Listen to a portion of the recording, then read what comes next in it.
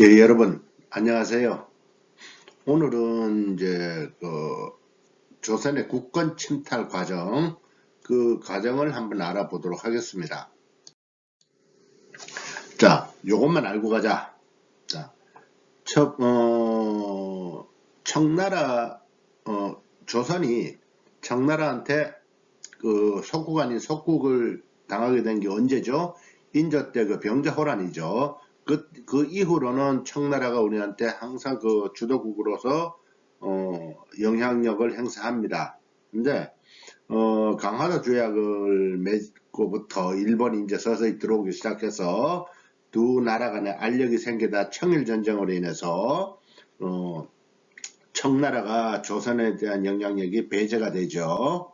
그래서 청나라를 아웃시키고 그 다음에 다시 러일 전쟁을 일으켜서 러시아 여기서도 일본이 승리하죠. 그래서 러시아까지 배제시키면서 온전하게 조선을 자기네들이 오롯이 좌지우지할 수 있는 위치에까지 옵니다. 그렇게 되다 보니 그 일본은 조선에 을사늑약을 내밉니다. 그래서 을사조약은 뭐 똑같은 얘기입니다. 을사조약이 체결되고 그 다음에 정미 7조약을 거쳐서 한일병합조약에 의해서 조선 뭐 대한제국이나 조선이나 뭐 똑같죠. 네. 그래서 역사 속으로 완전히 사라지게 됩니다.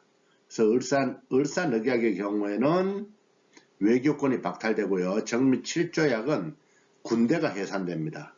뭐 다 끝났다고 봐야죠. 그래서 이런 과정을 거쳐서 국권이 침탈이 된다 하는 것을 여러분들이 알고 가시면 되겠습니다. 다 들어본 얘기죠. 자, 일단 삼국 간섭으로 러시아 위상이 강화되었다 하는데 삼국 간섭이 뭐죠? 앞에서 말씀드렸는데 청일 전쟁이 끝나고 일본이 청해 랴오뚱 반도를 할양받기로 돼 있었죠. 근데 러시아, 독일, 프랑스 이 세 나라가 그 일본에 압력을 가하면서 랴오뚱 반도를 다시 청해 반환하는 그렇게 그게 이제 삼국 간섭인데 거기에서 러시아 위상이 상당히 강화가 됩니다. 이 삼국 간섭을 주도적으로 했기 때문에 그리고 러시아의 이러한 힘이 커진 것에 따라서 커진 것에 대해서 영국이 상당히 러시아를 경계하게 되죠. 그래서 그 영국과 일본이 제1차 영일 동맹을 맺습니다. 이건 뭔가 하면 러시아의 동진을 공동 방어, 그 다음에 동아시아의 이권을 분할하는 것, 여기에 관한 내용입니다. 그래서 제1차 영일 동맹을 체결하게 되고요.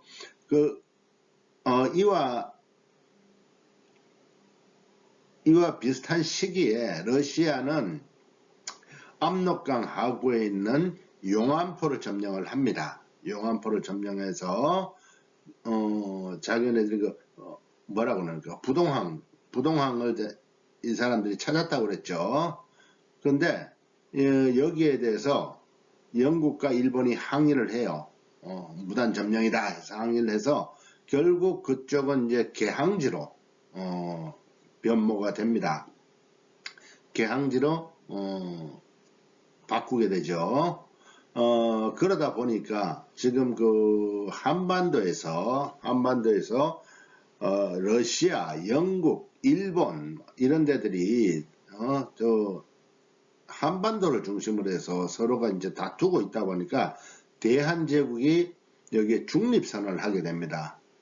중립선언을 하지만은 뭐 이미 이 상태에서 중립선언을 하는 게 무슨 의미가 있겠습니까? 무시됩니다. 그냥. 네. 그리고 일본은 러시아를 배제시키기 위해서 러일 전쟁을 일으키게 되죠. 러일 전쟁은 위순에 있는 러시아 함대를 일본이 성공하면서 러일 전쟁을 일으키게 됩니다. 그래서 러일 전쟁을 일으키면서 일본은 그냥 조선이라고 할게요. 대한제국. 뭐 대한제국이라 그래도 똑같으니까 대한제국이랑 한일의정서를 맺습니다. 한일의정서는 전쟁에 대비해서 조선의 영토를 사용할 수 있다는 내용입니다. 그래서 조선 영토를 사용할 수 있다는 한일 의정서를 체결하게 되고요. 그 다음에 제1차 한일협약을 맺습니다. 제1차 한일협약의 내용은 고문정치죠. 고문정치라서 고문을 파견하는 거죠. 어느 쪽에 메가타를 제정해 스티븐스를 외교해 해서 메가타와 스티븐스를 한반도에 파견을 합니다. 그것이 바로 제1차 한일협약입니까? 이미 일본은 조선을 그전에도 만만하게 봤지만 속국화시키기 위한 단추를 착착착착 끼워가고 있습니다. 여기다가 카스라테프트 밀약이 미국과 일본 간에 맺어집니다.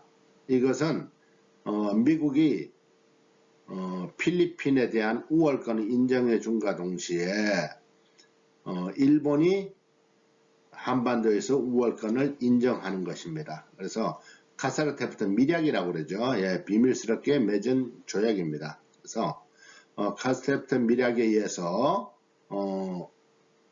미국한테 인정을 받고 그 다음에 제2차 영일동맹을 체결을 합니다. 제2차 영일동맹은 영국이 인도 지배권을 인정한 대가로 일본이 한반도에서 우월권을 인정하는, 그러니까 영국, 미국 해서 미국은 카스라테프트 밀약에 의해서, 그 다음에 영국은 제2차 영일동맹에 의해서 우월권을 인정을 받습니다. 그리고 러일 전쟁을 끝나고 포츠머스 강화조약을 맺습니다. 포츠머스 강화조약을 맺으면서 러시아가 완전히 전쟁이 졌으니까 한반도의 영향력이 없어지게 됩니다. 이를 바탕으로 해서 을사늑약, 이것을 제2차 한일협약이라고 해요. 제1차 한일협약은 앞에서 말씀드렸죠. 고문정치 해가지고 메가타와 스티븐스가 파견됐던 것이고, 제2차 한일협약은 그야말로 이제 을사늑약, 을사조약이라고도 하는데, 이것은 외교권을 박탈하는 것이죠. 외교권을 박탈하고 통관부를 설치하고, 통관부는 나중에 한일병합조약에 의해서는 뭘로 바뀌어요? 조선총독부로 바뀌지만 그 통관부가 설치가 되는데, 통관부의 초대 통감으로 이토 히로부미가 오게 됩니다. 그래서 이 을사조약을 체결할 때 고종이 여기에 반대를 하게 되고, 5 대신이 을사늑약에 사인을 하게 되는데, 그 5명의 대신을 우리가 을사오적이라고 얘기를 합니다. 그 을사오적이 누구냐? 여러분들 뭐 다 아시겠지만 이완용, 박재순, 이지용, 이근택, 권중현, 이 5명입니다. 그 을사오적이라고 그래요. 그래서 이렇게 해서 을사늑약이 체결이 되니까 고종은 이게 부당하다 해서 헤이그에서 만국평화회의가 열리는데, 거기에 이준, 이상설, 이휘종 이 사람들을 특사로 비밀리에 파견을 합니다. 근데 이게 발각이 되면서 일본에 의해서 고종이 물러나게 됩니다. 고종이 퇴위하게 되죠. 고종이 퇴위하고 마지막 왕인 순종이 즉위하게 됩니다. 자, 이렇게 되니까 또 한반도에는 무슨 큰 일이 있으면 항상 의병이라는 게 있었어요. 그죠? 나라를 구하겠다는 참 국민들의 DNA는 대단한 것 같아요. 그래서 최익현은 전북 태인에서 그 다음에 신돌석은 경북 영해에서, 민종식은 충남 홍주에서, 이렇게 해서 이런 을사의병이 일어나게 됩니다. 을사의병이 이제 일본이 한반도 행사하는 부당함을 항의하는 의병이죠. 을사병이 일어나게 됩니다. 그러나 일본은 여기에 굴하지 않고 계속적으로 정미 7조약을 맺게 됩니다. 을사내격이 1905년에 맺어졌고 정미 7조약은 1907년에 맺어집니다. 근데 정미 7조약은 아까 언뜻 간단하게 말씀드렸지만 이 차관 정치, 그러니까 장관이 아닌 차관을 일본인으로 까는 거죠. 그 다음에 군대를 해산시켜 버리죠. 대한제국의 군대가 해산됩니다. 그러다 보니 이 정미 7조약에 또 반발하는 정미의병이 일어나게 되는데, 정미의병은 군대가 해산되다 보니까 그 군인들이 대거 참여를 해요. 그래서 이 군인들과 뜻이 맞는 사람들이 합쳐져서 13도 창의군을 결성하게 됩니다.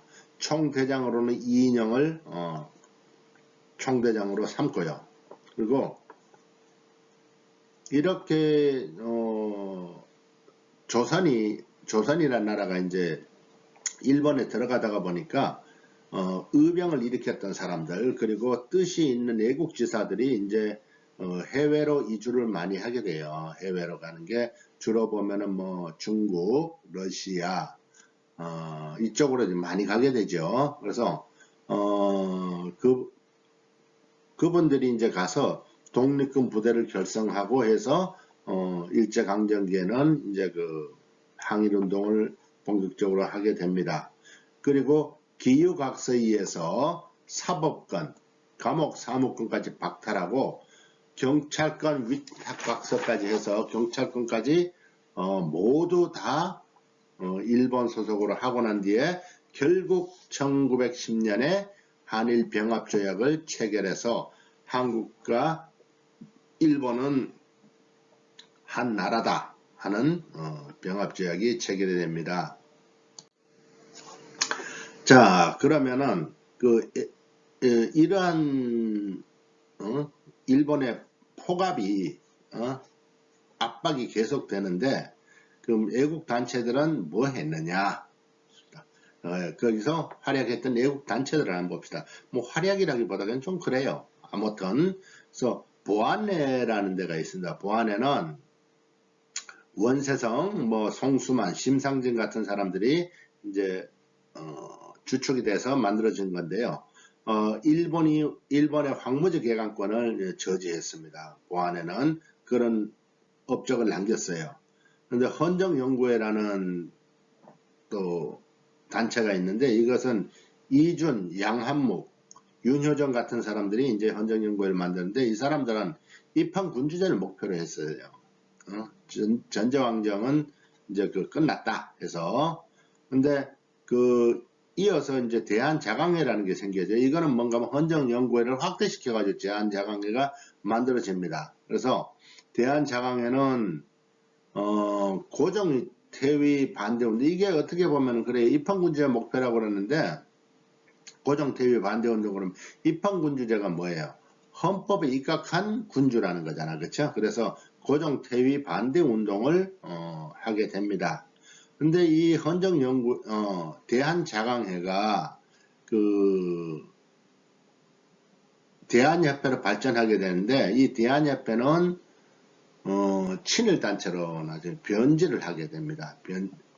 변질하게 되죠. 예, 성격이 완전히 바뀌어요. 그러니까 대한협회로 그 생명을 잃었다라고 보시면 됩니다. 그리고 또 중요하게 여러분들이 꼭 알아야 될 신민회라는 게 있습니다.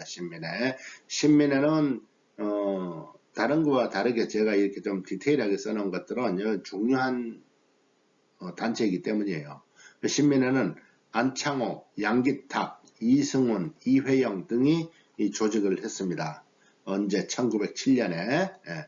그리고 양기탁이 누구예요? 대한매일신보 사주죠. 예. 대한매일신보. 근데 대한매일신보는 양기탁이 했지만은 베델이라는 사람을 끼워 넣어가지고, 외국인을 끼워 넣어서 활동 범위가 다른 신문보다 좀 더 넓었어요. 그래서 대한매일신보가 기관지 역할을 했다 하는 것이고요. 그 다음에 신민회는 공화정을 만드는 게 목표였어요. 군주제는 대상이 넣지도 않았습니다. 그리고 신민회가 이제 그 평양의 대성학교, 그 다음에 정주의 오산학교, 대성학교는 이제 안창호, 오산학교는 이승훈 해서 정주의 오산학교, 평양의 대성학교를 설립하고요. 그 다음에 자기 회사, 태극서관 같은 것을 건립을 해서 거기서 이제 자금도 일부 만듭니다. 그래서 한데 실제로 여기에 신민에 가장 많은 자금을 댄 사람이 저는 이회영 씨라고 봐요. 이회영 씨가 어마어마한 부자였거든요. 근데 나중에 그 밥도 제대로 못 먹을 정도로 그 독립운동에 자기가 가진 돈을 다 밀어넣었다고 보시면 됩니다. 그리고 그 신민회는 서간도인 삼원보에 그 독립군 기지를 건설합니다. 이것이 신흥강습소, 이게 나중에 신흥무관학교로 발전하게 되죠. 그러니까 여기에도 이회영 씨 돈이 거의 다 들어갔다, 이렇게 보시면 돼요. 이회영 씨 참 대단한 분이죠. 네. 그렇지만 백오인 사건으로 인해서 와해가 됩니다. 백오인 사건은 뭔가만 데라우치 총독 미수 사건을 조작해서 105명의 독립운동가를 구속시키는 사건입니다. 그래서 그것으로 인해서 신민회가 와해가 된다. 그러니까 그렇지만 결국 그 서간도로 넘어간 신민회 회원들이 거기에서 또 항일단체, 민족단체, 그 독립단체를 구성하게 됩니다. 그거는 뭐 다음에 또 계속 나오니까 그거는 일제강점기에 들어가면 그거 나옵니다. 그래서 오늘은 여기까지 하도록 하겠습니다. 여러분들 내용이 그렇게 많지는 않죠. 여러분들이 어느 정도 이해하셨는지는 모르겠습니다. 잘 모르겠다 그러면 다시 한번 들으시면은 이해가 더 빠르실 겁니다. 여러분들 고생하셨습니다. 다음 시간까지 안녕히 계세요.